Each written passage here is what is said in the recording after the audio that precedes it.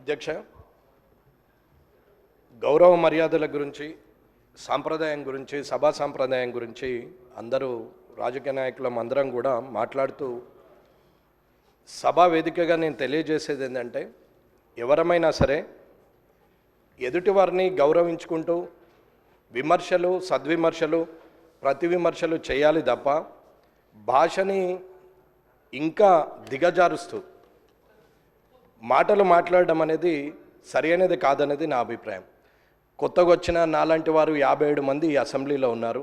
మిమ్మల్ని చూసి మేము నేర్చుకోవాలి, కానీ మీరు మాట్లాడే భాష ద్వారా ఇంకొక 4 పదాలు కలిపి దిగజారిపోయే భాషను మాట్లాడేంతటి మాటలు మాట్లాడడం బాగుండదని అనుకుంటున్నాను. ఒకరు మూర్ఖులైతే ఇంకొకరు వారికి సద్విమర్శ చేసి సరైన మార్గంలో పెట్టాలి తప్ప, ఒకరు అన్నారు కదా నేను ఇంకొక 2-3 మాటలు ఎక్కువ మాట్లాడితే నాకు ప్రజల్లో మంచి పేరు వస్తుందని అనుకుంటున్నారు తప్ప అది బాగులేదు. ఇలా మనం ఒకరి మీద ఒకరు మాట్లాడుకుంటూ వాటిని కనీసం రికార్డ్స్లోకి కూడా తీసుకునే పరిస్థితులు లేకుండా మీడియా ముందట మాట్లాడుతూ పోతుంటే ఆఖరికి మీడియా వాళ్ళు కూడా క్లాస్మేట్స్, చిన్ననాటి మిత్రులు ముఖ్యమంత్రి గారు అయినట్టు ముఖ్యమంత్రి రేవంత్ రెడ్డి లేకపోతే మాజీ ముఖ్యమంత్రి చంద్రశేఖర్ రావు అని చెప్పి సింగులర్ వర్డ్లు మాట్లాడి, ప్రధానమంత్రి మోడీ అని మాట్లాడి చిన్ననాటి మిత్రులతో సంబోధించే పరిస్థితికి మీడియా కూడా వచ్చిందంటే దానికి కారణం రాజకీయ నాయకులమైన మనం అనేది మీరు గ్రహించాలి. బూతులు మాట్లాడడమే రాజకీయ లక్షణం అనుకుంటే అది అవలక్షణం అనేది నా అభిప్రాయం.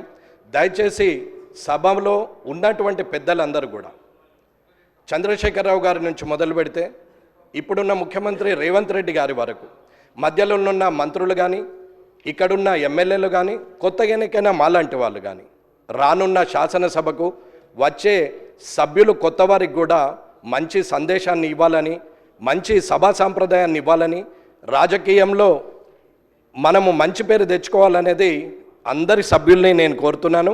మీడియా ముందట నోటికొచ్చినట్టు మనం మాట్లాడడం వల్ల మనల్ని మనం దిగజారుస్తూ ప్రజల్లో చెడు పేరు తీసుకొస్తున్నాం అనేది ఆలోచించాలి. ఇకపోతే హైదరాబాద్ పట్టణం వరల్డ్ క్లాస్ అంటారు, మన మాటలేమో థర్డ్ క్లాస్కి పోతున్నాయి.